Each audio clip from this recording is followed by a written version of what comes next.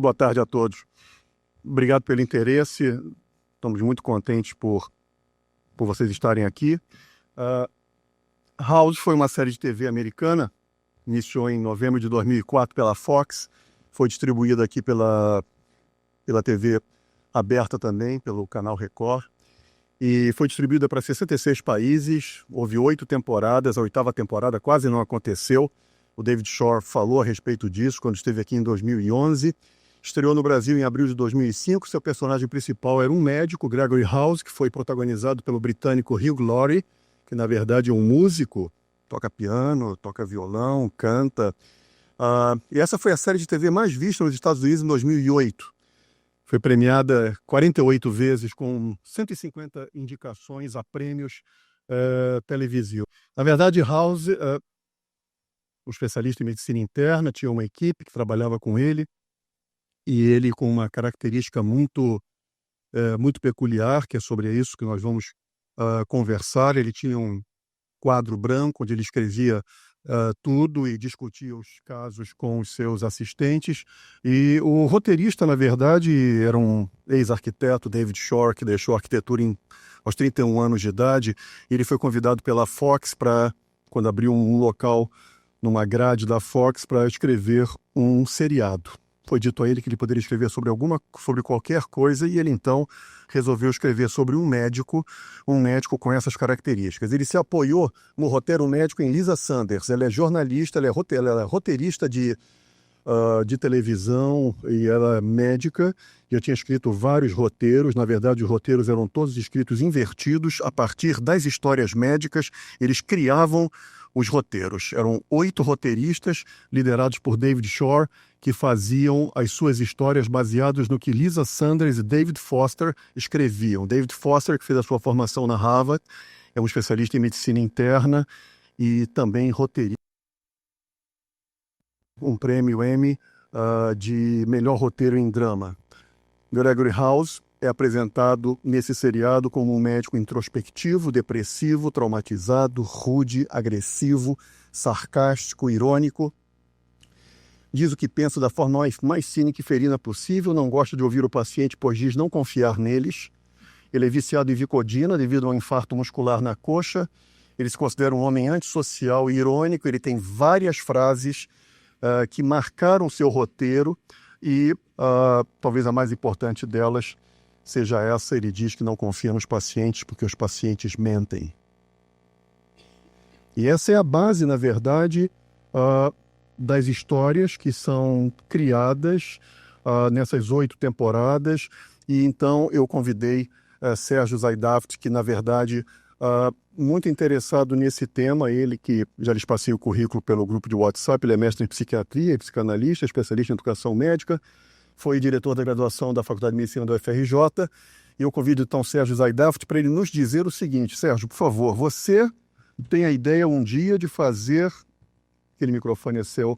Você tem ideia de um dia pegar uma série de episódios e fazer um condensado em 37 minutos. Eu queria saber de você o seguinte: o que lhe motivou a fazer isso? Bom, boa tarde a todos. Obrigado pela presença. O Ricardo me deu 5 minutos e 18 segundos para falar. Quando faltarem 18 segundos, você, por favor, me avisa. Bom, obrigado pelo convite. Muito honrado de estar aqui falando com vocês. Vou contar um pouco da história do que me motivou.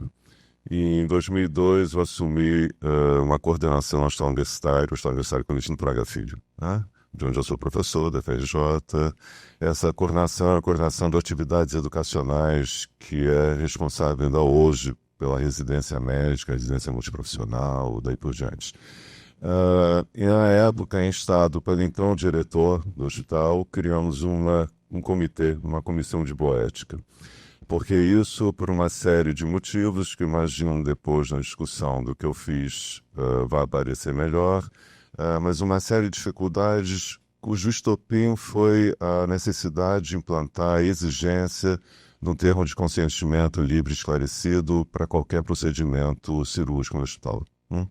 Por conta disso, criamos uma comissão de bioética e começamos a trabalhar. Ela existe ainda, não está exatamente como eu gostaria, por uma série de motivos, que não vem ao caso aqui, mas Eventualmente ainda temos reuniões, somos solicitados para discutir alguns casos, assim por diante. Isso foi 2002.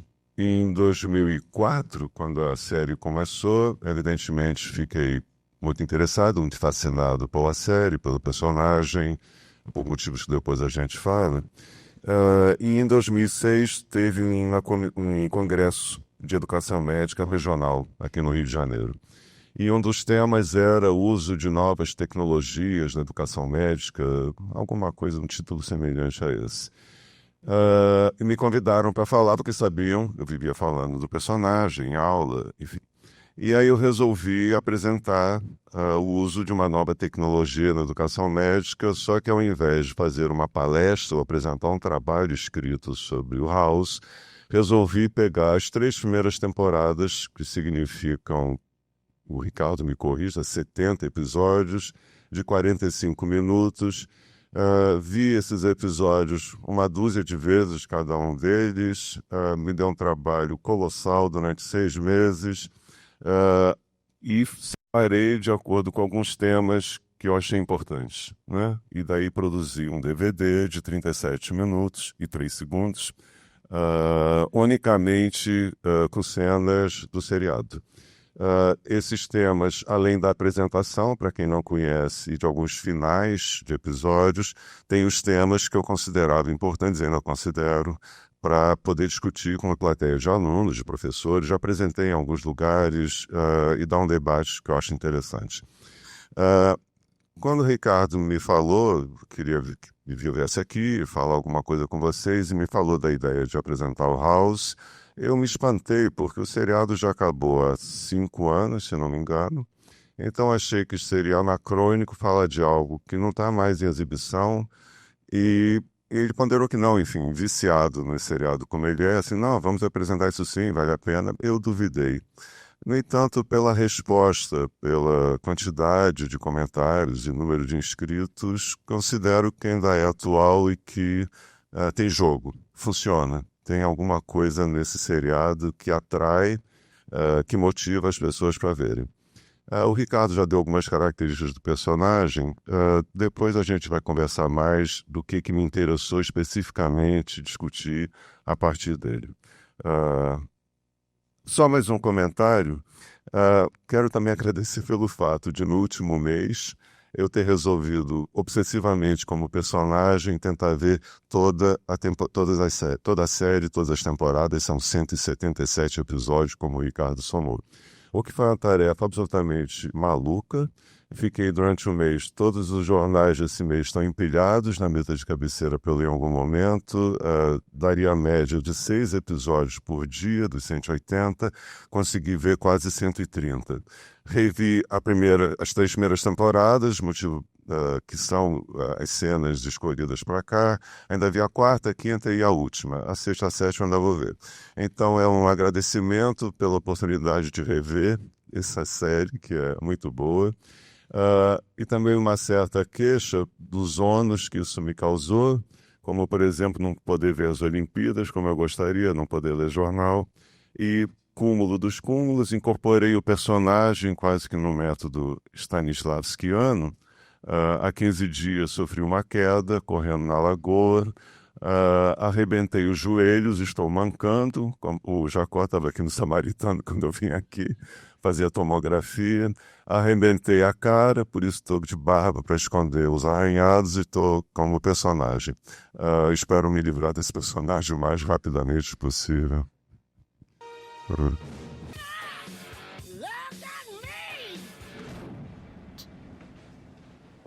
Flames.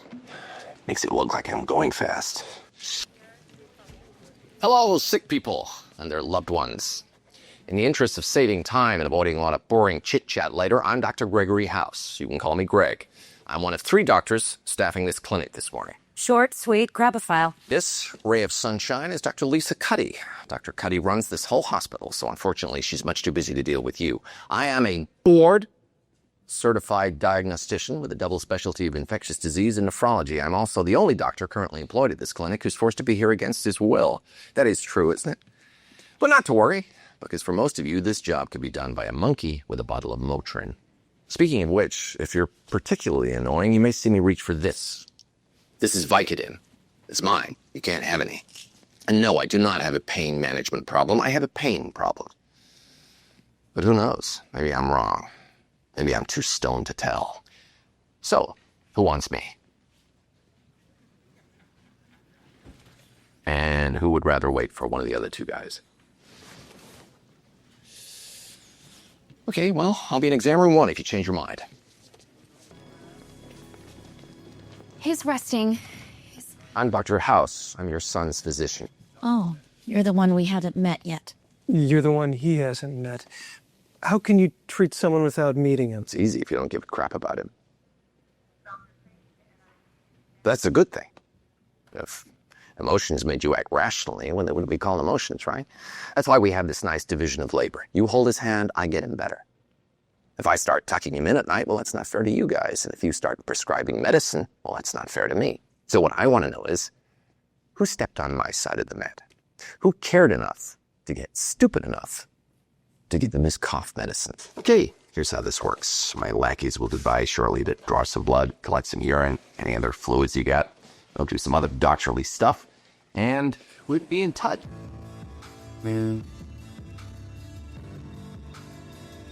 Her only sign of mental illness is that she disagrees with you. Some would consider that a sign of sanity. Not the kid. Let's ask him. Oh no, I forgot, we can't. He's dying. Get the mother to sign off that she's refusing this treatment.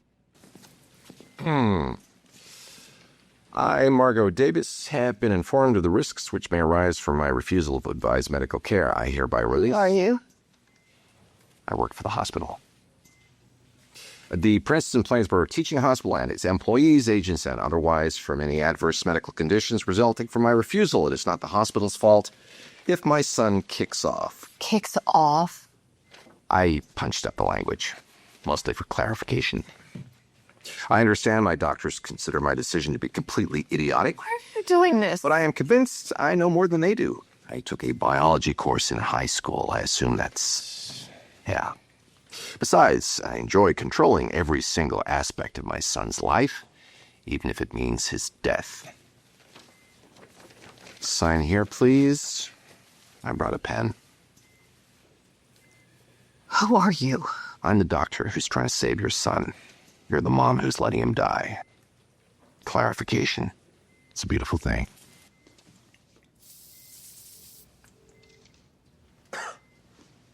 Oh, and this test isn't exactly FDA approved, so let's just keep it our little secret, okay?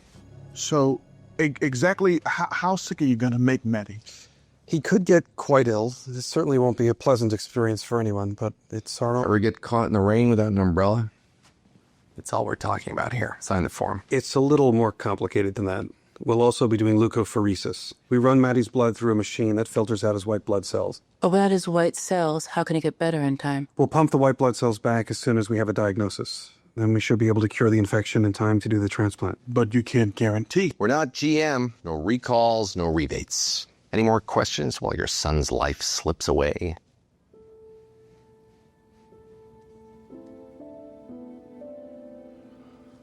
You really think we should do this?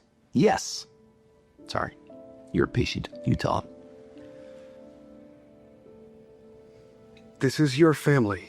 It needs to be your decision.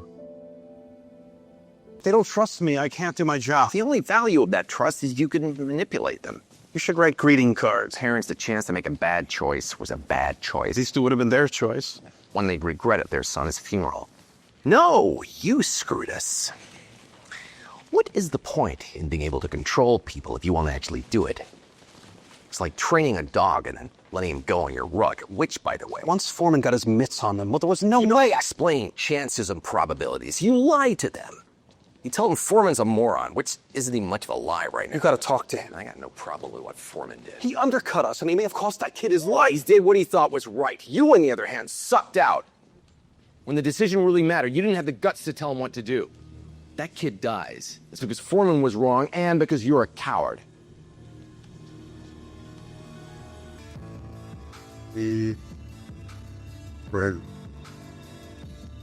Differential diagnosis. Which monster eats your liver, screws up your sleep, and causes bleeding? Does Max know Hannah plans to leave her? Didn't come up, so I guess no. If she knew, there's no way she'd go through with this. And if you didn't have a pathological need to create a close personal relationship with every dying person you meet, we would be blissfully ignorant of any ethical dilemmas and might actually be able to concentrate on the differential. The scratch test was negative. It's rare, but any of the hepatitis viruses could cause sleep disturbances and liver failure. No, PCRs were normal. We have an ethical dilemma. No, we don't.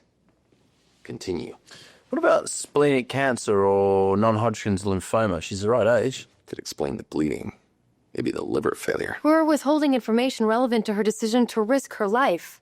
How is that not an ethical dilemma? It's not medical information. Who cares? The AMA. Wilson's disease could explain the liver and neurological symptoms. It also causes bleeding disorders. No Kaiser Fleischer rings in her eyes. Rings don't have to be there if there's neurological symptoms. This is immoral. Look, let's say you're right. We tell, she changes her mind, our patient dies. How is that moral? There's no point in guessing.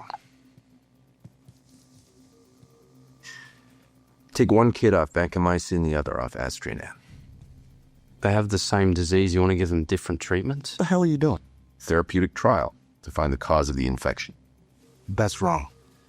You have 4 sick kids at least. Who knows how many more haven't started showing symptoms yet. We have a duty to these two. If these two have different reactions, we'll know how to save the rest. So you're condemning one of these kids to die based on random chance?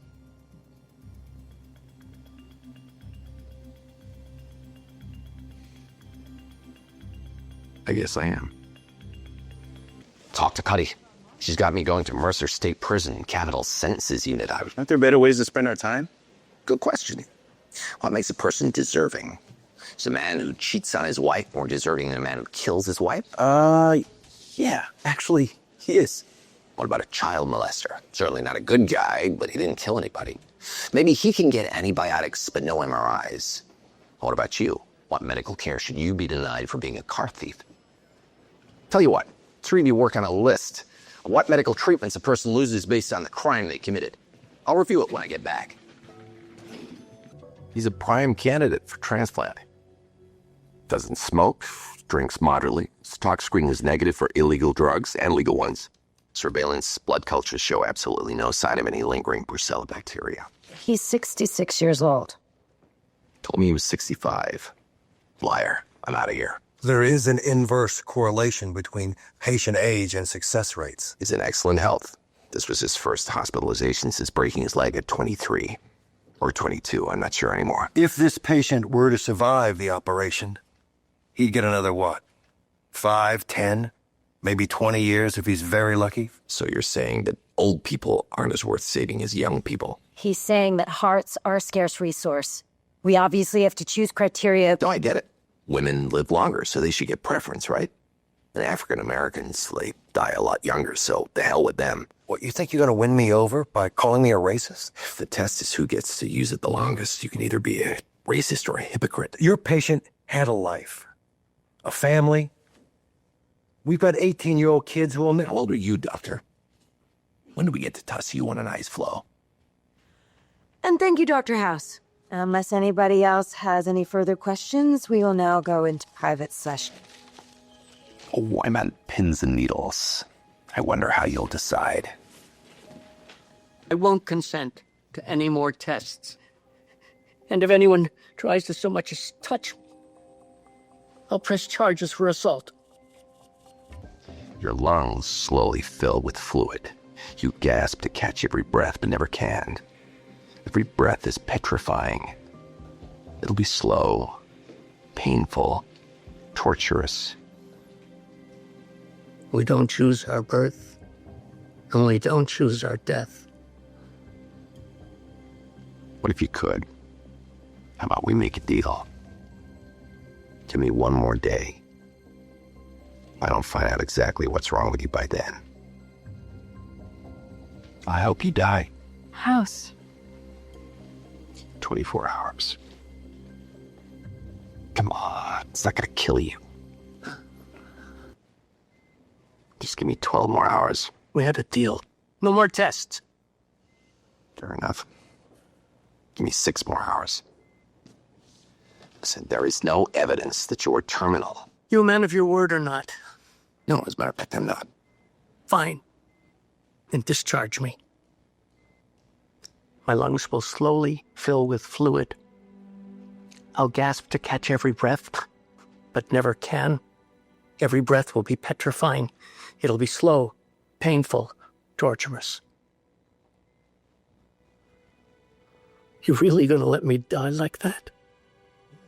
Everybody who can walk should get out of here. You can't do that. Do what? Administer a prescription painkiller to a patient who's in pain? Go. Make sure somebody sees you downstairs in the cafeteria. I can't let you do this. Either die in pain or I just die. That's what the argument is here. No, it's about whether you die or we murder you. What's going to happen here is that someone is getting a buttload of morphine. I'm not sure exactly who at this point.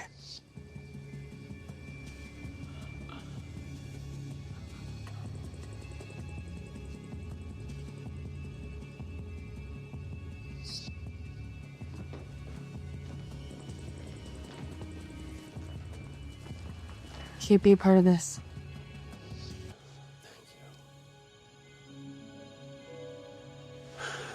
I always wondered exactly what was on the other side. Nothing.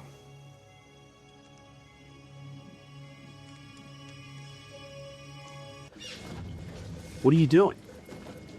Getting a laryngoscope. Don't just stand there. Hell, be totally... It's a little something I like to call a lie. Bad, I know, but it's way further down the list than murder.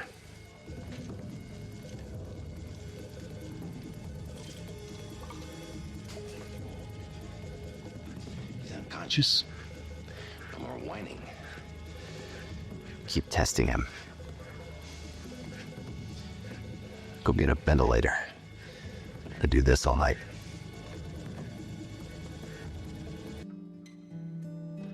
Ezra Powell passed away last night. I'm sure you already knew about that. No? I just got in. The nurse charted at 2 a.m. He was stable, breathing labored but regular. And at 2:30, he suddenly stopped. You know anything about that? If I did, would you really want to know?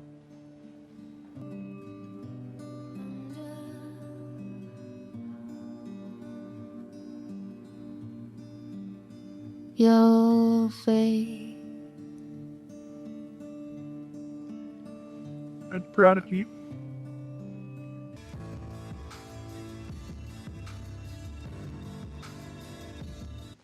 Am I ever gonna meet Dr. House? Oh, you might run into him at the movies or on a bus. Is he a good man? He's a good doctor. Can you be one without the other? Don't you have to care about people? Caring's a good motivator. He's found something else. The man's in a coma. He didn't mind. I asked. You're getting crumbs all over him. Why do you think they put TVs in coma patients' rooms anyway? Some people think they can still hear. Also, leave him a radio. His eyes are closed. Who thinks they can see? Do you know why people are nice to other people? Oh, I know this one. Because people are good, decent, and caring. Either that or people are cowards. If I'm mean to you, you'll be mean to me. Mutually assured destruction. Excuse me, are you Mr. Newberger? Yeah, why? I'm Amy Arrington. I wanted to thank you.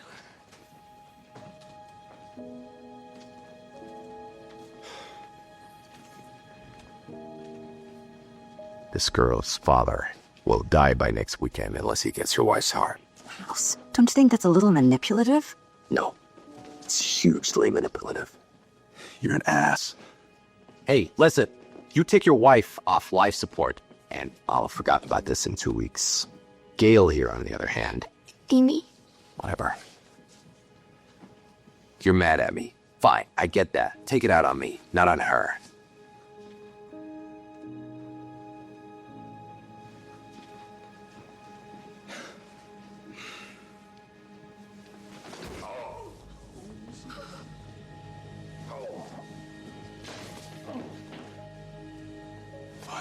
your dad can have her heart. I assume House is a great doctor. Why would you assume that? Because when you're that big a jerk, you're either great or unemployed. Don't you see how incredible this call was? Protein deficiency. Can't be tested, can't be seen. I called it based on coughing blood. You're happy about this. She's going to die. That's not my fault. She's gonna die anyway. And now, thanks to me, at least she'll know why. What's her name? Who, the co-ed? Sure. Dead sophomore girl? You know her father's name? Dad. Her mother's name is Mommy. Ben and Jody are about to lose their only daughter, Addie. You think they're gonna give a crap if I know their names? 5 years from now, when the father's looking at photographs of his daughter graduating from high school, and I can remember the nice black doctor who called him by their first name. Good. I did what you would have. Well, maybe I'm biased, but torture the kid, because you know it was right. You know you were saving his brother. I know. I don't like it, I know. I hate that I could listen to a kid screaming in pain and not even take a moment to question whether I'm doing the right thing. I hate that in order to be like you as a doctor, I have to be like you as a human being. I don't want to turn into you. You're not. You've been like me since you were 8 years old.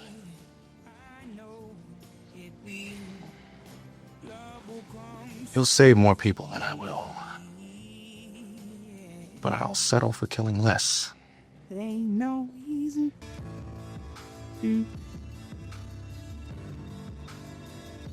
Shouldn't we be speaking to the patient before we start diagnosing?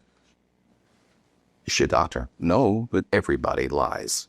Dr. Haas doesn't like dealing with patients. isn't treating patients why we became doctors? No, treating illnesses is why we became doctors. Treating patients is what makes most doctors miserable. So you're trying to eliminate the humanity from the practice of medicine? If we don't talk to them, they can't lie to us. And we can't lie to them. Humanity is overrated. Liver tumor doesn't make sense. You're saying the CT was wrong? I'm saying the symptoms don't add up. A plus B does not equal liver tumor. We gotta solve for X. We gotta look at this differently. What do we know about her? The side effects of the Ritalin caused the... Oh, we'd examine the file up and down. But you people always overlook the human element. What do we know about her? Margot Dalton, the woman. She's a people pleaser. She doesn't like to let people down. Never fights with her husband. She went to drugs instead of asking for help to manage a life. So she can't manage now. Why does she want another kid? Why did you fight for me? You risked so much. You hardly know me.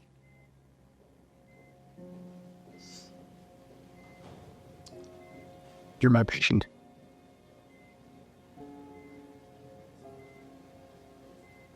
Don't screw it up.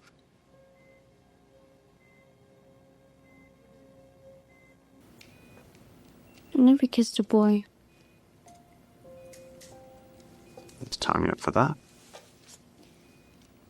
There was a boy last summer. I was at one of those cancer camps. I just never had the guts to ask him. You know, there's a good chance I'm not gonna walk out of this hospital. Even if I do, I'm 9. Not a lot of kissing going on in the 3rd grade. You will walk out of here, all right? And you will kiss a boy. There you go. Smile. Will you kiss me? No, No one will ever know. I'm sorry. I can't. I don't tell anyone. Listen, you're 9 years old. I'm 30. I just want to know what it feels like. Once. This isn't your last chance for that. What if it is? Brave kid. She even gave her mom a pep talk. Sure, brave. She's a wonder. What's your problem? These cancer kids, can't put them all on a pedestal. It's basic statistics. Some of them gotta be whiny little fraidy cats. You're unbelievable. There's not one yellow belly in the whole group, then being brave doesn't have any meaning. Andy handles an impossible situation with grace. That's not to be admired. You see Grace because you want to see Grace. You don't see grace because you won't go anywhere near. She's gonna die. Well, the clot's not gonna go away quietly. Could blow at any time. Are you gonna let them know? I guess so. Can I come with? To tell Andy she's gonna die? That's very un-you. She's such a brave girl. I want to see how brave she is when you tell her she's gonna die. Go to hell. You got cancer? If I fix this... 7 year. A year of this... A lot of people wouldn't want that. A lot of people would just want it to be over. Are you asking if I want to die? Nobody wants to die. But you're going to. The question is how. How much you're going to suffer and how long. I'm asking if you want this to be over.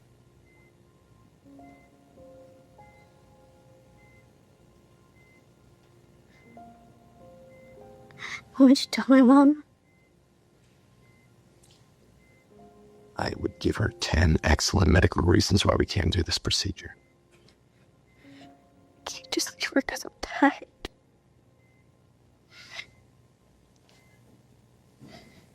But you can't stay for her either. She needs me here. This is your life. You can't do this just for her.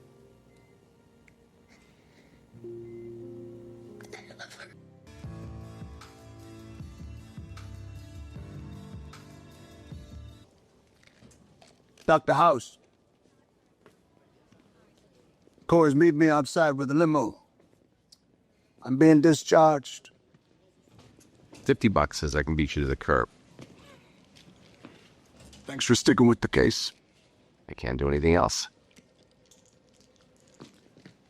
You're much more easily amused when you walk. How bizarre. I'm guessing that you weren't exactly Mr. Sunshine even before your leg got messed up.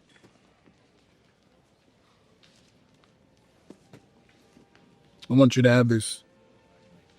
I see trees of green, red roses too. I see them blue. Wow. You can sell it if you want to. Just promise me you won't play. To myself, how many of those pills you taking? I'm in pain. Yes. Aren't we all? First tongue kiss. An 8 on the happiness scale. Child being snatched back from the brink of death. It's a 10. They're clocking in at a very tepid 6.5. So they know what they have to go back to.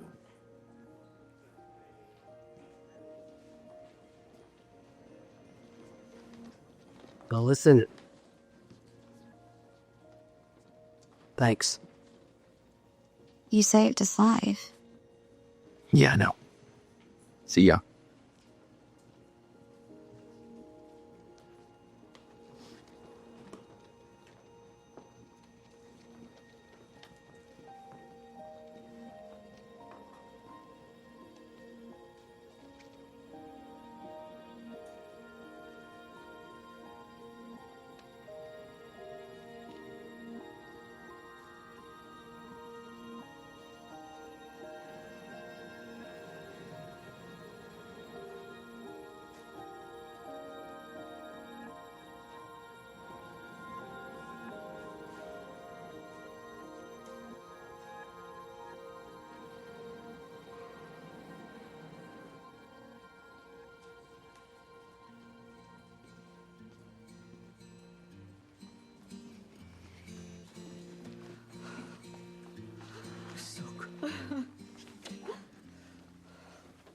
waiting on an angel, one to carry me home.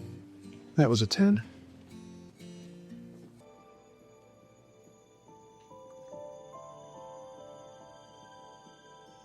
Affix the pulse ox to the palm.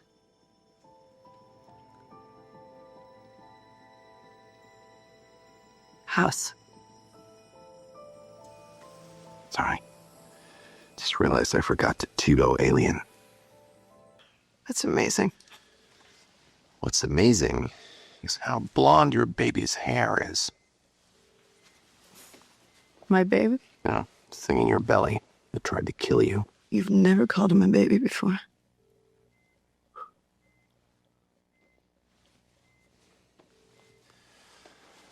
Any pain? Nothing I can't deal with. You can only get out of bed to pee, poo, or shower. And absolutely no sex. So stop flirting with me. Sorry. So this really worked. He'll be normal. It's called being born twice normal.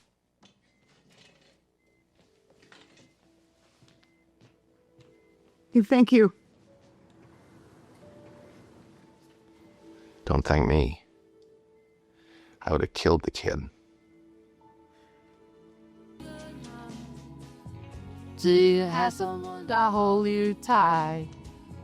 Do you have someone to hang out with? Do you have someone to hug and kiss you? Hug and kiss you. Hug and kiss you.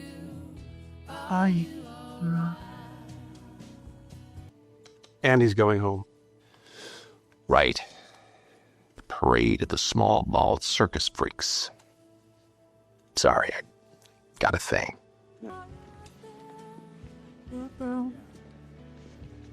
I'm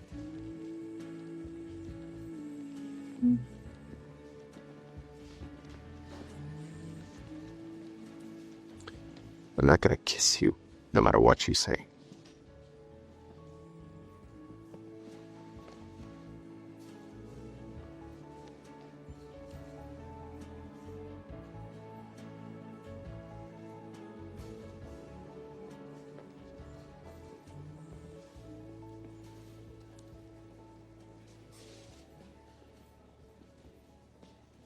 It's sunny outside. Just go for a walk.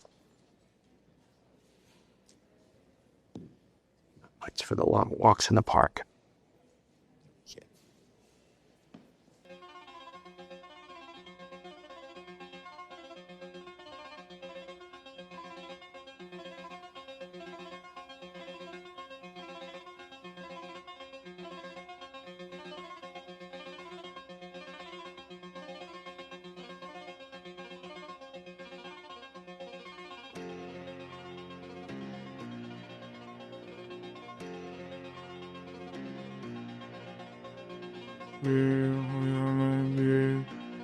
Lá this part. Me tratar, eu não consegui ver a série, eu tinha uma reação contrafóbica que eu ficava desesperado, eu não consegui ver. Porque, na verdade, isso me incomoda, porque realmente, em 2002, nós começamos, em 2000, a fazer Grupo Baile, que era a antítese disso tudo. Além de ser a antítese disso tudo, na parte de bioética também, a gente também iniciou isso no INCA, na área de câncer. Então, isso aí era tudo a antítese do que eu aprendi, do que eu sentia. Então, eu não conseguia assistir a série. Pela primeira vez, eu sentei, me emocionei, e realmente eu não tenho, sabe, eu vou ter que ficar pensando. Eu acho que ele é a antítese do que deve ser um médico. Eu acho que a síntese fundamental do médico é acolher. E ele é a antítese do que é o médico. Então, eu acho que talvez seja isso, tenha aqui incomodado muito de assistir. Sérgio Jacó considera House a antítese do que deve ser um médico. Qual é o seu comentário? 1 minuto. O meu? Como a maioria daqui é da minha faixa etária, certamente vocês conhecem Nowhere Man, a música dos Beatles.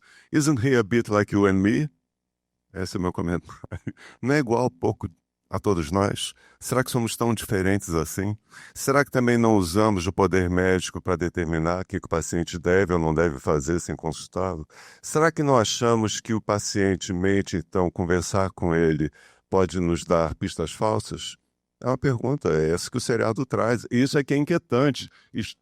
Não, isso é uma questão extremamente inquietante e poderosíssima, trazida pela série, pelo personagem. Renato Kovac. Eu gostaria de trazer à baila vários aspectos, mas o mais importante do ponto de vista bioético, eu acho que Jacó, de uma certa maneira, demonstrou realmente o ponto de vista de quem analisa a coisa, digamos, emocionalmente, e realmente aquilo nos causa uma reação muito negativa e difícil de um médico que se caracteriza por procurar ter uma melhor relação médico-paciente, ver tudo isso que está acontecendo. Mas a minha interpretação fundamental, para ser bem objetivo, é que ele está transferindo os problemas pessoais dele, o sofrimento dele, a causa dele ficar se medicando o tempo todo com analgésicos, seja lá o motivo pelo qual parece ser um problema de coxo femoral ou algum problema ortopédico, e isso me parece que, no fundo, ele tem uma mentalidade muito parecida com o serial killer. Só que eu quero dizer com isso que uma das razões pelas quais o camarada é serial killer, estudos psicológicos o mostram, é que o problema é do indivíduo que quer se desfazer dele e matando gente com ele mesmo. Então é uma forma que ele está fazendo, mas não de matar, e sim de maltratar. Obrigado por Renato. Existe uma passagem bíblica que está em Lucas que diz: médico, cura-te a ti mesmo. Ela é cirurgiã plástica. Para mim, passa por todo o tempo um grande desejo de enxergar nele alguma coisa boa. Então a gente fica sempre naquela expectativa de que finalmente alguém vai conseguir trazer dele alguma emoção. E isso daí para mim é o mais pujante. Sérgio Lovins.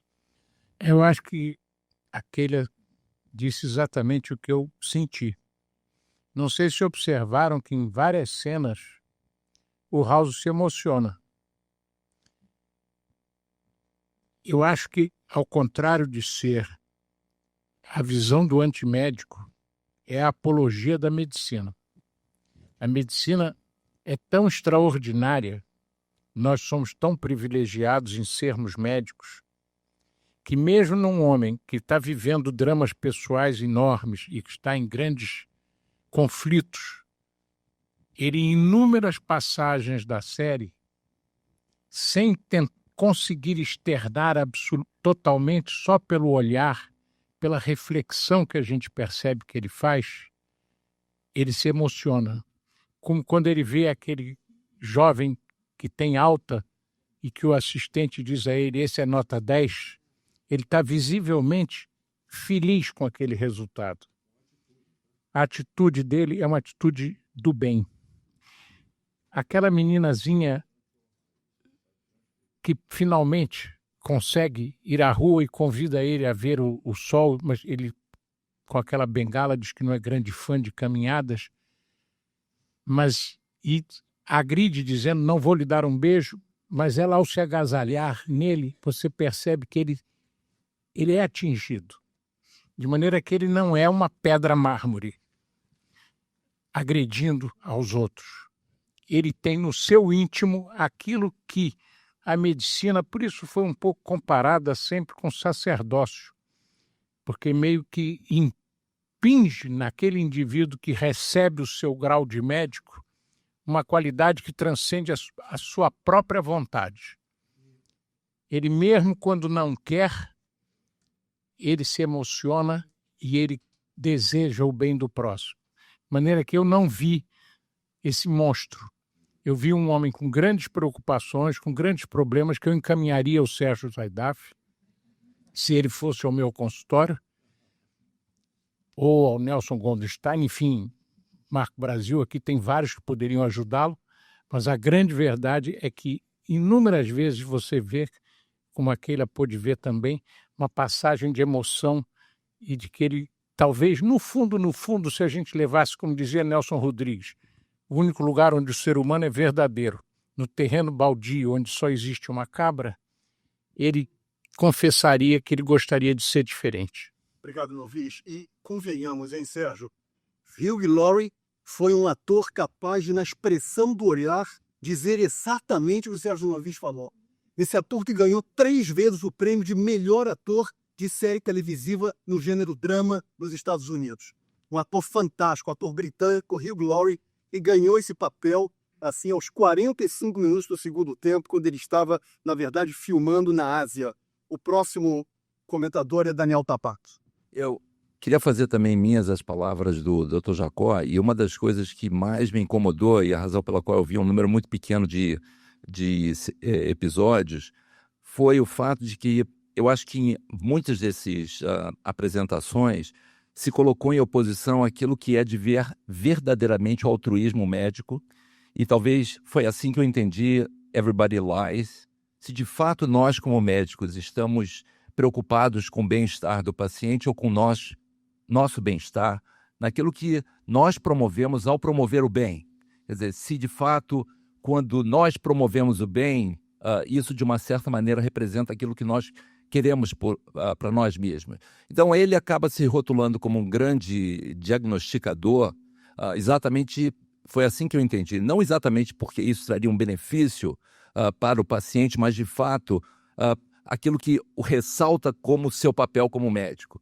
E eu acho que isso, de fato, me incomodou profundamente, porque essa dicotomia coloca, vamos dizer assim, em risco muitas das questões, como eu tenho certeza que a maioria da plateia visualiza o seu papel como médico. Então, essa oposição dos seus valores, daquilo que lhe é positivo, sempre me incomodou. Então, eu tenho essa dicotomia também, porque eu acredito no verdadeiro altruísmo do médico. Tem um episódio, Sérgio, que seria tão bom que você pudesse ter selecionado também, em que ele está conversando, e me lembrou muito aquela sua palestra, Daniel, a respeito de, olha, como é que ele vai ter que dizer? Ele está morrendo, na verdade, ele está em fase terminal. Então, deixa que eu resolvo isso. Ele chega perto dele e falou assim, você vai morrer. Lembra desse episódio? Então, assim, são vários que ele fala dessa maneira. Então, realmente, assim, é emblemático essa maneira tão primária e tão anti-ortodoxa.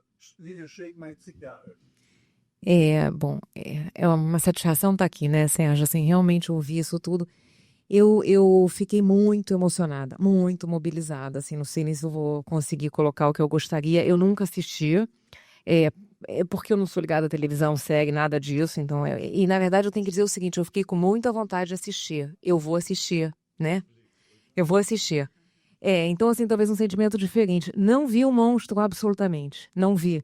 Vi uma pessoa extremamente frágil, com muitos problemas, com abuso de substância, né? Ele faz um abuso daquele Vicodin, né? Ele toma excessivamente, certamente também com alteração no humor, por conta desse medicamento. Mas, assim, vi algumas situações que eu acho que quem trabalhou nos Estados Unidos vê também algumas pessoas assim, com essa ênfase de diagnóstico e com essa relação com o paciente muito distanciada. Mas eu vi uma pessoa que realmente precisaria de um acompanhamento para poder, eu acho que essa fragilidade dele é que faz com que ele haja assim, eu acho que ele se emociona o tempo todo e na verdade, faz uma formação reativa, né? Ele se defende das emoções que ele teria nas situações. E para mim, o que chama muita atenção é que eu acho que ele se defende exatamente para poder fazer bons diagnósticos. Eu acho que ele não conseguiria de outra forma. Não acho que falta a vontade de ajudar. Eu acho que ele não sente que ele conseguiria ajudar se ele realmente se emocionasse e se aproximasse do paciente. E aí eu concordo com o que o Sérgio falou, eu acho que é uma coisa que em maior ou menor grau, todos nós passamos por isso. Um paciente que a gente, na verdade, fica muito, muito, muito mobilizado, por que a gente não trata familiar, né? Não dá para misturar. Então, se a pessoa não conseguir lidar com essa emoção de uma forma que aquilo não atrapalhe, que eu acho que é o que aconteceria com ele, tem que... Não estou dizendo que é bom, mas enfim, ele acha uma maneira de se afastar.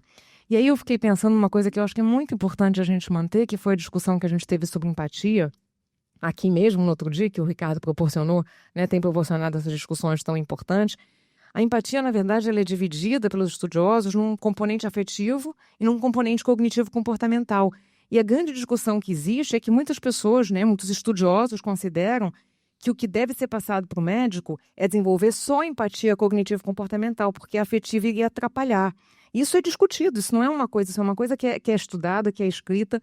E eu acho que a grande movimentação que existe de um tempo para cá é a gente poder entender que a empatia afetiva também é muito importante. Ela também ajuda a tratar Mas aí vai entrar muito da questão do próprio médico estar também atento aos seus aspectos, estar fazendo acompanhamento. Talvez os grupos Balint, se a gente retomasse, ajudariam também, né? E aí esse eu acho que é um trabalho mais novo que está sendo feito. Então eu acho enfim, eu fiquei realmente muito, muito mexida. Obrigada. Antes, vou aproveitar a fala da Isabela para contar rapidamente uma conversa que eu tive com o Luiz Gustavo durante 30 segundos. Eu queria fazer essa pergunta com o Sérgio. Quer dizer, eu disse ao Luiz que durante a minha formação dentro do Hospital do Câncer, eu ouvi de alguns preceptores, não de todos, certamente não do Kligerman, professor Kligerman, que é meu mentor, cuja orientação foi oposta, mas ouvi de muitos médicos do Hospital do Câncer, como preceptores, a seguinte dica: não se envolva com o paciente jamais. Não se envolva nunca com o paciente. Essa é a melhor maneira de você se proteger. Você já escolheu uma especialidade oncológica e mais, havia uma recomendação de que os pacientes não frequentassem o mesmo ambulatório. Eles ficassem rodando. Olha, se ele veio segunda-feira, marca terça, marca quarta, marca sexta, para ele não ficar nunca com você. Eu queria saber do Sérgio qual é a opinião dele a respeito dessa questão. Essa é uma boa dica mesmo, quer dizer, assim, para nós nos protegermos, não nos envolver e praticarmos o afastamento. É exatamente o que a Lilian destacou no personagem House. Eu vou precisar de algumas horas para falar sobre isso, mas eu não vou começar por essa última pergunta, não. Alguns exemplos que me vêm à mente ouvindo vocês. Primeiro, a gente ensina nossos alunos, quando começam a colher história, a redigir as anamneses. Como é que a gente ensina eles a escreverem as anamneses na HDA? Paciente relata, paciente refere, qualquer coisa, cefaleia, urina cor de Coca-Cola, o que a gente inventar. A gente ensina nossos alunos e a gente escreve, mesmo depois de formado, paciente relata, paciente refere. O que é verdade para nós, o que nós vemos, o que nós ouvimos pela percussão, pela ausculta, isso é verdade. Nós não escrevemos nas nossas histórias, referimos, relatamos que o paciente tem edema 2 cruzes em 4. O que o paciente se queixa que ele estava com dor de cabeça ou que estava inchado, paciente relata, paciente refere.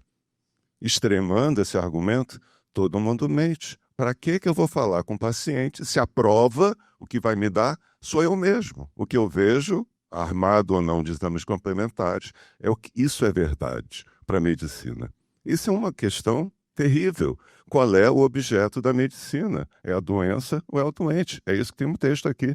Falar com o paciente estraga a vida de muitos médicos. Se a gente só tratasse de doença, estava ótimo. Não se envolva com pacientes porque você vai sofrer tanto que vai largar a medicina. O paciente está do outro lado. É assim que a gente aprende. Não, só mais uma coisa, desculpem.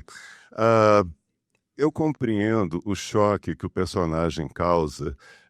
Eu não mostrei nenhum décimo do sujeito asqueroso, antiético, cínico, grosseiro, violento. Ele invade o consultório da terapeuta da ex-mulher para saber o que a ex-mulher está falando com ela nas fichas. Uns troços absolutamente inconcebíveis. As atrocidades que ele faz com o melhor amigo dele, Wilson, ou com a diretora do hospital, com a ex-mulher dele, ou com os capachos, os escravos dele, os residentes, é inominável.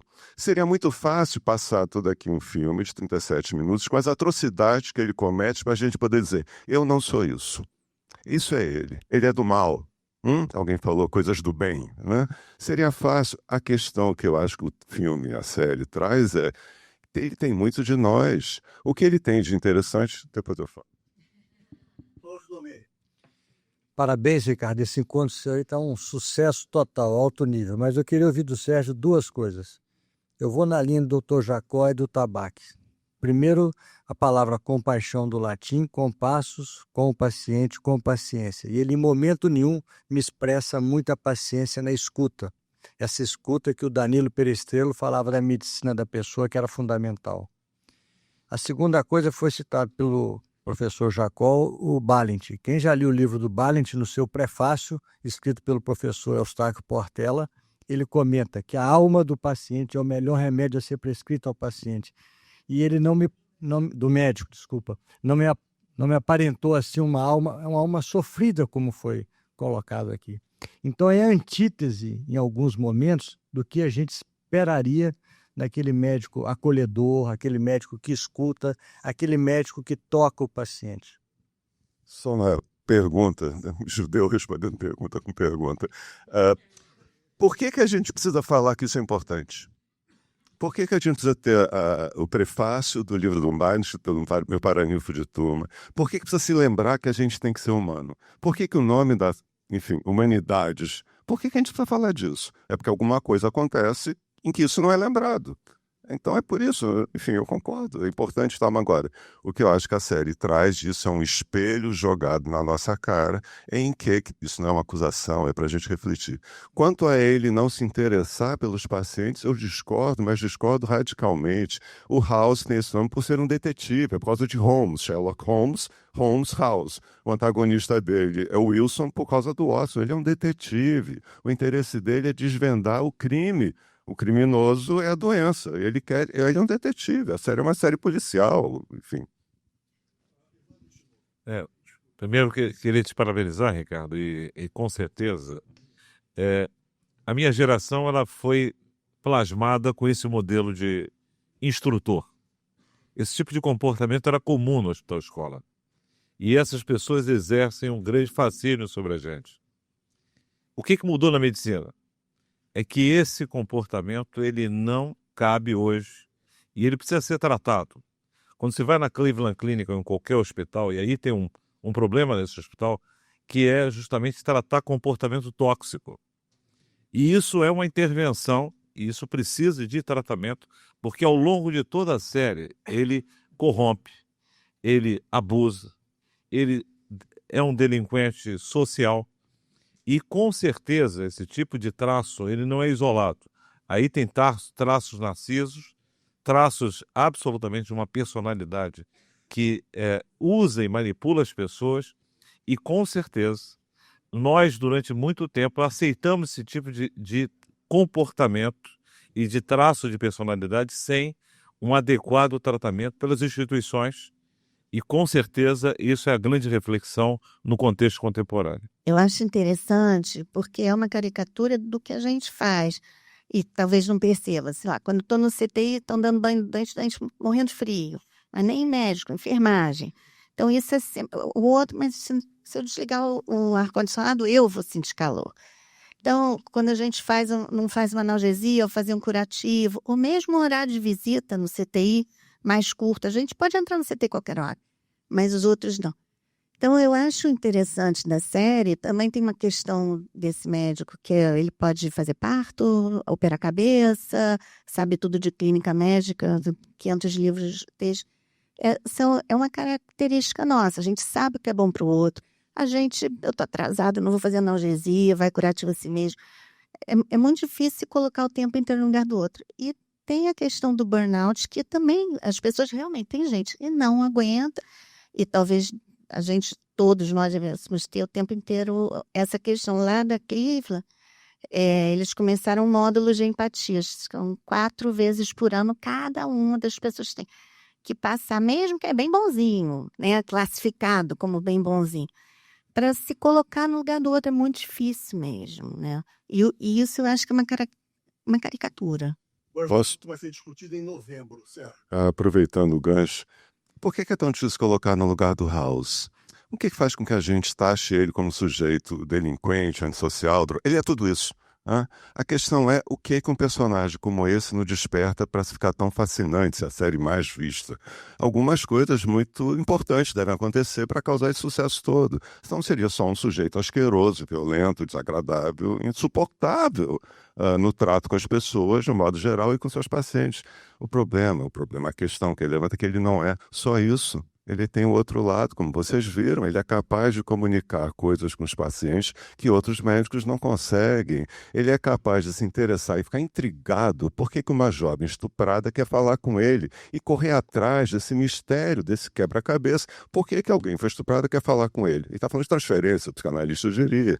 Que diabo de transferência? Que fenômeno é esse? Ele vai atrás, ele é um detetive, ele é curioso, isso é interessantíssimo. Eu acho. Gisele Luiz é psiquiatra de adolescente. queria parabenizar todos. Não vou ficar repetindo o que muita gente já disse, mas, enfim, eu acho que uma coisa que eu vi a série e eu me liguei mais à medicina. Eu me questionei por que esse médico por que fizeram esse médico desse jeito. E é a antítese minha. Eu sou muito empática, muito pro Barent na época da clínica, pro pediatra. E às vezes e hoje, assistindo, eu vi outras coisas diferentes e me perguntei, quem sabe talvez eu tenha ido para a psicanálise, tratado de criança, família, etc e tal. Fui com o objetivo de melhorar a minha pediatria, mas acabei largando a pediatria. Talvez eu não tivesse a frieza suficiente para permanecer na clínica o tempo todo, digamos assim. Então, isso foi uma pergunta que eu me fiz. Eu vejo House com uma caricatura, que eu acho que quem fez o filme, a gente tem que lembrar que ele está caricaturado. Ele não é uma pessoa inteiramente daquele jeito. E a Galinha falou que ela viu uma pessoa frágil e que essa pessoa frágil, na verdade, sofria, e ele tem toda uma equipe que são como se fossem partes dele, que ele bota para sentir, para desesperar, para pensar, para o que eu faço agora, mas isso é certo, isso não é errado, são partes do House que ele, na verdade, está deixando, olha, vocês fiquem com isso, eu não aguento, porque, na verdade, o House, ele teve um problema na perna, que ele disse, se não puder curar, me matem. E a ex-esposa dele disse, faz ele viver. E ele, por isso, tem que andar, tem que tomar remédio, que ele sabe que ele nem tem cura. E ele disse, deixa morrer. Ele ficou com ódio de todos e da vida. Mas, na verdade, ele não quer deixar nenhum paciente morrer, ele quer descobrir, como você falou. Então, eu pergunto ao Sérgio se essa visão dessa caricatura da equipe, porque, digamos assim, nesse ponto eu concordo com ele e com muitas pessoas disseram, quer dizer, ele se importa, ele não pode mostrar que se importa, ele não pode sentir que se importa pela fragilidade e ligação dele com os sentimentos dele. E que talvez faça ele conseguir esses diagnósticos que outros não conseguiriam. Obrigado. Eu acho interessante essa série, que na verdade é um personagem tão complexo que ele permite inúmeras leituras. Não é uma coisa chapada, bem versus mal.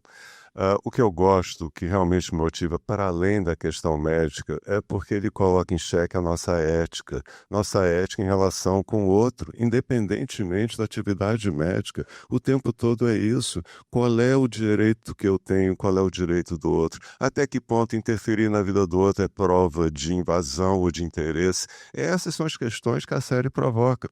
Quando eu estiver... Enfim, me pergunto muitas vezes qual é a vantagem de mostrar isso para os alunos, se é tão mau exemplo assim.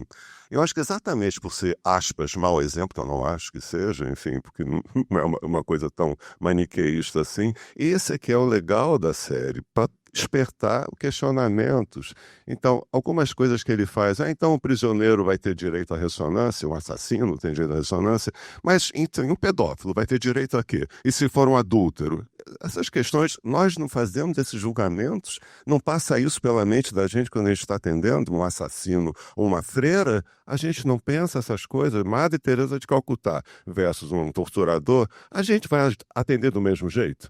Vai se colocar no lugar do outro do mesmo jeito? Não vai. Não vai, isso é um esforço, isso é um trabalho permanente. E para além da questão médica, da assistência, o que a série nos provoca é, o que eu faria nesse lugar? O que eu faço? O que eu faço com a minha ex-mulher? Não tenho vontade de invadir o consultório da analista dela para saber se ela ainda está interessada em mim? Será que é só o House que tem vontade de fazer isso? Se fazemos ou não é outra questão. Esse é o ponto. A ética é isso.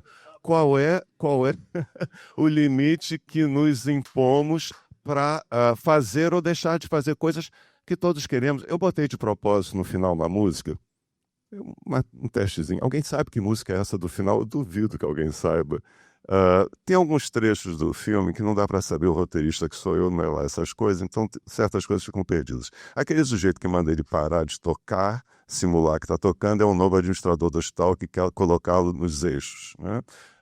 É uma música do The Who, num álbum famoso, e termina o último verso assim: eu não preciso ser perdoado, I don't need to be forgiven. Nesse sentido, ele é assim um delinquente, é um sociopata, ele não tem culpa, aparentemente. Isso é o que ele preza, minha impressão é que é isso que produz na gente o fascínio. Ele faz tudo que a gente gostaria de fazer e não faz. Ele se senta ao lado de um comatoso, põe os pés em cima dele e desmascara a nossa hipocrisia, achando que humanidade é botar uma televisão no quarto de um comatoso em vida vegetativa. Que humanismo é esse? Isso é humano. Ele desmascara a nossa hipocrisia. Isso é que é desagradável de ver, eu penso. O termo de consentimento informado, aquela coisa que ele faz, é uma crítica primorosa ao termo de consentimento informado. Porque a gente, às vezes, lê um termo de consentimento informado todo em palavras médicas que o pobre coitado do paciente não vai entender nada. Ele assina porque ele sabe que se ele não assinar aquilo, o sujeito não é operado. No nosso hospital, até muito tempo, algum tempo atrás, o médico se esquecia de solicitar ao paciente o termo de consentimento, que na verdade é um estopim, é um motivo, né? É uma desculpa para conversar com o paciente, para explicar para ele o quadro dele. E aí, na hora de subir no elevador, assim, esqueci, por favor, assina aqui. O cara já lá, medicado, dormindo, entrando. Nessa época, alguns pacientes eram, enfim, pacientes com câncer de próstata, eram submetidos à orquiectomia sem serem avisados. Colocava-se uma prótese de silicone e ninguém dizia nada para salvar a vida. Era uma coisa para fazer o bem. Isso tem 10 anos, 15 anos. Gente. Distrito, então, a Ana Luísa Lovich é a próxima que vai, então, fazer um comentário ou uma pergunta para o Dr. Cello. Bom, sou fã completamente dessa série, não perdia uma, né? E uma coisa que eu sempre... Por que eu não conseguia parar de ver? Né? O que me encantava no House, né? Vicia. E aí eu pensei... Primeiro, assim, eu fiquei pensando o quanto essa série convida a gente a pensar a sedução do diagnóstico. Porque uma coisa que fazia a gente não parar de ver como é que ele chegava... era porque ele acabava descobrindo coisas incríveis de maneiras mais inusitadas e aquilo instigava você. Então, eu acho que isso convida a gente a uma reflexão, assim, o quanto às vezes a gente fica tão comovido em ter um belo e um difícil diagnóstico e o quanto às vezes isso faz a gente perder a percepção de coisas importantes, né? Então, acho que ele incomoda por isso. Acho que outra coisa importante que a série traz é a dependência química dele. E quantas vezes a gente sabe que no nosso meio, muitas vezes, a gente faz de conta que não está criando uma determinada forma de dependência para lidar com a pressão do dia a dia, que nem sempre é fácil. Então, ele incomoda por várias perspectivas e várias coisas que a gente, de certa forma, sabe, conhece, apesar de ele estar muito caricato, mas que faz a gente pensar e, ao mesmo tempo, faz a gente não conseguir parar de ver. Abel Cardoso, cirurgião dentista, especialista em patologia bucal e fez brutubality vários anos. Abel Cardoso. Acho interessante nessa série que quando o personagem foi composto, talvez tenha sido composto com uma finalidade de mercadológica, de ganhar, digamos, audiência e interesse pela série. Mas ao fazer uma caricatura, como ele fez, e já foi dito aqui, todos nós vemos nessa caricatura aquilo que nos toca. Então, eu acho interessante que cada um se questione por que nos toca aquilo bom ou ruim no personagem do House. Eu acho que clínica sem emoção não existe. Eu acho que isso aqui, o importante dessa questão que está sendo trazida, é que quando a gente trabalha a formação dos nossos alunos, mais do que domínio cognitivo, que é a norma, tem que trabalhar domínio atitudinal. E a relação profissional-paciente tem dois lados. E o profissional é um ou outro, e o mesmo nem é sempre o mesmo, dia sim, dia não. Clínica sem emoção não existe, vida sem emoção não existe. O que nos emociona quando nós vemos um filme, gostamos dele, quando lemos um livro e gostamos dele, é porque esse curso transmitiu, em última análise, emoção. Todos nós gostamos e precisamos nos emocionar. Gabriel Mufarrege e o Miguel Calmon são os últimos. Gabriel Mufarrege é especialista em neurocirurgia pediátrica. Ralph Strackley levantou a mão também, Ralph? Levantou a mão, Ralph? Ok. Gabriel Mufarrege, Miguel Calmon e Ralph Strackley. A impressão que eu tenho é que o House é uma pessoa extremamente sensível, extremamente, e extremamente honesta. Ele usa a honestidade para passar confiança para os doentes, só que não é uma verdade piedosa que ele usa. Ele usa uma verdade totalmente despida de compaixão, para se afastar dos doentes e para afastar os doentes dele. Só que todos os doentes adoram o House, apreciam ele demais. Então, assim, ele é uma pessoa que sofre com os pacientes e todos os pacientes gostam dele. Ele não quer se envolver com o paciente de tão sensível que ele é. Essa é a impressão que eu tive. Eu concordo. Estou de acordo? Não. Miguel Calmon é psiquiatra da Sociedade... Eu sou psicanalista, é da Sociedade Brasileira de Psicanálise do Rio de Janeiro. Momentaneamente. Bom, eu queria começar agradecendo o convite para vir participar desse debate. Eu acho extremamente interessante que estejamos todos nós conversando sobre isso. O que me parece que nos move e comove em relação até quer dizer, a série, acho que o Sérgio talvez tenha escolhido por conta disso, é que se qualquer um de nós que pretende tratar de um outro ser humano, né, que não se disponha a estar constantemente confrontado com a sua angústia, é melhor trocar de serviço, né? Porque seja lá de que ordem for a aproximação de um outro ser humano que nos endereça uma dor, um sofrimento qualquer, essa tensão necessariamente promove a angústia. De que maneira cada um de nós lida com a angústia? Bom, isso aí vai ser questão de estilo, vai ser uma questão de gosto, de preferência de cada um de nós. O que é inescapável, o que não tem como evitar é a presença da angústia. Se há alguma coisa que nos torna... Quer dizer, até mesmo essa figura é uma figura retórica, né? Quer dizer, se há alguma coisa que nos aproximaria do inumano do homem, é justamente a tentativa de abolir no tratamento com outra pessoa, a presença da angústia naquele que trata. Obrigado, Miguel. Ralph Stratner, especialista em medicina interna. É um comentário rápido, eu acho que é muito interessante e acho que é uma diferença em pensar e fazer, né? Eu acho que isso para a gente refletir, para cada um elaborar isso da sua forma, né? Eu acho que talvez a maioria das coisas que ele fez ali, eu pensaria em fazer. Talvez a maioria eu não fizesse, né? Então eu só queria comentar isso, que eu acho que isso é de cada um e de como cada um vai aprender e vai elaborar, né? Muitas das coisas ali eu gostaria muito de ter feito, mas eu não faço. Obrigado, Ralph, por essa confissão, quer dizer, todos nós. Lucila Faxnay, especialista em psiquiatria. Ralph está substituindo o Stratner com Ralph. Ralph.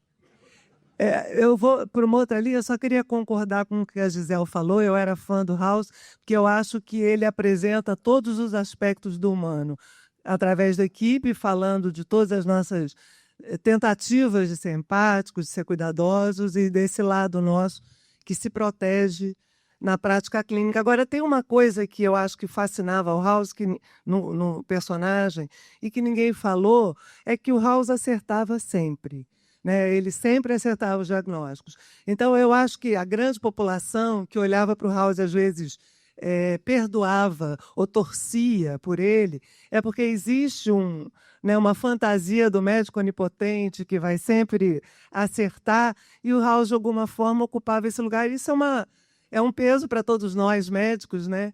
E eu queria lembrar esse aspecto que o personagem traz. É isso. Muito legal o que você falou, mas devo lembrar a você que House acertava sempre, mas primeiro ele errava sempre. Mas chegava... Mostrando o que o homem, na verdade, é. O homem, muitas vezes, tem que errar várias vezes até acertar. House nunca acertou de primeira. Sara Kislanov, especialista em psicologia. Uma coisa simples, de médico e de louco, todos nós temos um pouco, né? Eu acho que o House mostra isso mais do que nunca. E pegando ali a Gisele, o protótipo de todo relacionamento afetivo é a identificação. O que o House provoca na gente é exatamente identificação de partes nossas, que são lá na equipe representadas, no sucesso que ele teve. Agora, acho que o importante da nossa reunião é exatamente a gente refletir sobre essas nossas partes, que o Dr. Jacó falou, que seriam a antítese do que deve ser um bom relacionamento profissional de saúde, paciente, médico, paciente, fisioterapeuta, psicólogo, paciente, por aí afora. Então, eu acho que o que é do humano sempre vai nos interessar, né? O sucesso do House será eterno, no meu entender, porque é alguma coisa que está dentro de nós todos. Obrigado, Só Sara. isso. São 2h05, eu gostaria de falar para vocês não mais do que 5 minutos, mas antes, então, eu pergunto para o Sérgio se ele gostaria de fazer um comentário final que pudesse estar reunindo o que aqui foi comentado. Foi bom que o Ricardo disse que ele sempre erra. Na verdade, é isso mesmo. O que é interessante é o processo para chegar ao diagnóstico. Os psicanalistas chamamos de atenção flutuante. Ele sempre saca o que ele chama de epifania, o que a gente chamaria de insight, quando ele está jogando ioiô, ou brincando com uma bola jogando na parede, ou andando peripateticamente, ou conversando um outro assunto completamente, aparentemente sem nada a ver, em que ele tem essa epifania, o que a gente chama de atenção flutuante. Ele tem uma sacada genial. Todos nós queremos esse diagnóstico. A história da medicina, a medicina realmente é mal sucedida quando o paciente morre e a gente não sabe por quê. Mesmo como ele diz aqui, ela vai morrer, mas eu sei por quê. Isso não é genial? É isso que todos nós buscamos. Mas, assintosamente, ou só pensando e fazendo, essa realização de chegar ao criminoso, como um detetive. Só para terminar, eu volto a dizer que isso é uma grande provocação. Eu acho que o House produz isso sim. Eu acho que é uma oportunidade para a gente pensar o que ele tem de semelhante conosco, não só na prática médica, como na vida de um modo geral. Olha, nós tivemos a audácia, né? A pretensão de colocar como título dessa reunião o segredo atrás do personagem. Luiz. No dia 16 de março de 2011, David Shore, que escreveu House, veio ao Brasil. Pela única vez. Estava na 7ª temporada e a Fox não sabia se ia ver a 8ª temporada ou não. Ele ia falar numa reunião fechada, não era um congresso aberto. Era um congresso onde só se reúnem produtores e editores de vídeo. Quando eu li no Globo, às 6h30 da manhã, que ele estava no Rio e ia falar às 8h30 da manhã, liguei para uma amiga minha, assessora de imprensa, e eu disse a ela: você tem que me colocar dentro dessa sala. Pete Garcia. Foi muito difícil entrar. Quando ele veio com seu séquito todo entrando, eu então coloquei a minha mala na frente do peito, como se eu tivesse um crachá, e entrei junto com ele. E as pessoas então me colocaram na primeira fila, que era a fila reservada para os assessores dele. Esse foi um evento promovido pela Associação Brasileira de Produtores Independentes de Televisão, Rio Content Market, o maior evento de conteúdo audiovisual da América Latina. David Shore era o convidado especial. E ele seria sabatinado depois. E eu torci para alguém fazer a seguinte pergunta para ele: em quem você se inspirou para fazer esse personagem?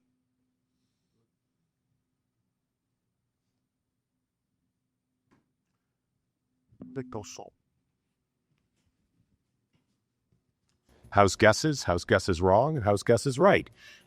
Most times. Formula in and of itself is not wrong, you know. There were formulas in Shakespeare's stories, you know. It's about how you do it, and the challenge is surprising an audience that's expecting to be surprised. If you write a scene there that has a plot, it's a good scene. If you write a scene that exposes something about a character, that's also a good scene. And if you do both, that's a great scene. And the idea is to never settle for good. Yeah, I've been next ones. And you're not coming back to like me. And you're rather just long there full of Billiamer. Business, you are very script eccentric. There are two lessons I'd like people to take from my life story. One, don't be afraid to follow your dreams. And two, never be afraid to give up on your dreams. Seriously.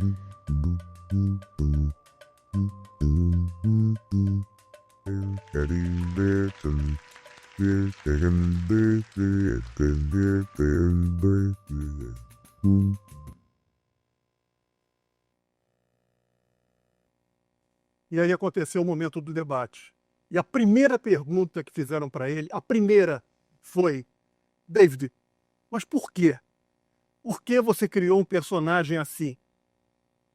E o moderador ainda completou, completando assim: Será que você teve um médico tão ruim na sua vida?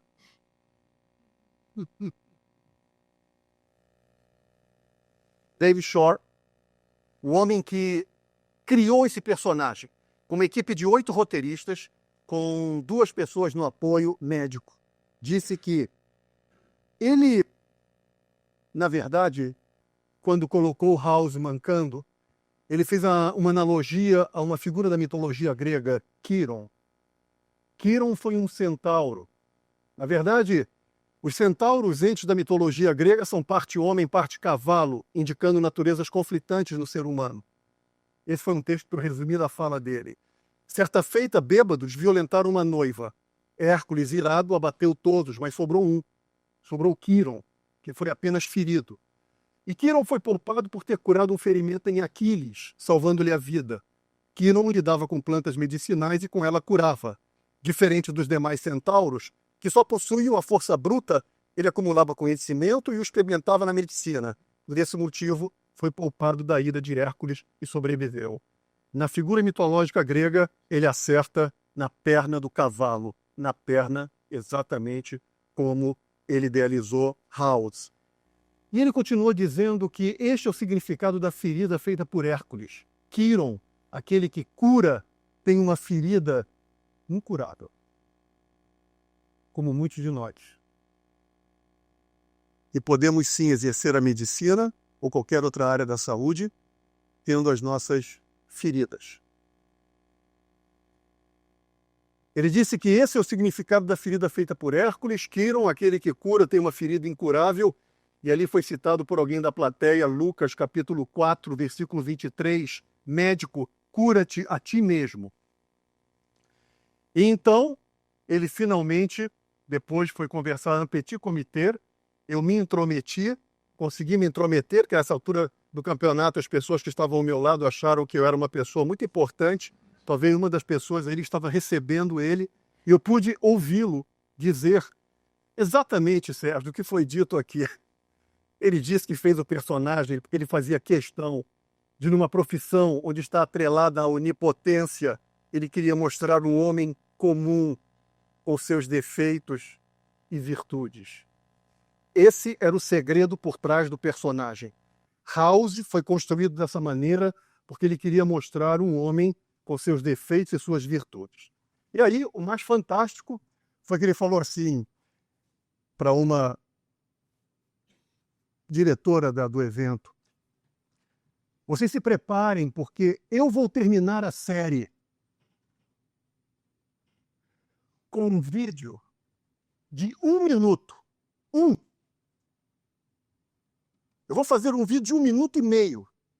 Eu não vou colocar 400 a 500 sentimentos que um homem possa ter, mas eu vou colocar alguns deles. E ele colocou. Ele fez um vídeo de 1 minuto e meio no final da série e mostrou um homem carismático que sente amor, que desconfia, que é onipotente, que é fraco, que sente dor, que sente tristeza, que sente culpa, paixão, angústia, que sente compaixão, amargura e solidão. Então ele virou com uma cara desafiante, doutor Marco, e falou assim: eu vou fazer, na verdade, brincadeira, eu já fiz um vídeo em que em 1 minuto e meio eu vou mostrar um homem que tem tantos sentimentos como qualquer um de vocês. E ele terminou o episódio, 1 ano depois. Escolheu uma música extremamente melancólica de um grupo chamado The Kills, um grupo absolutamente underground nos Estados Unidos, e fez esse vídeo. You are always gonna be the most incredible man I have ever known. I won't forget, I swear. Truth is a human condition. Everybody lies. In a God house, it's just another human being who needs to move on.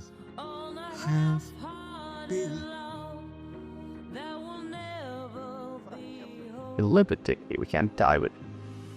Can't quite see the end. How can I? Why so?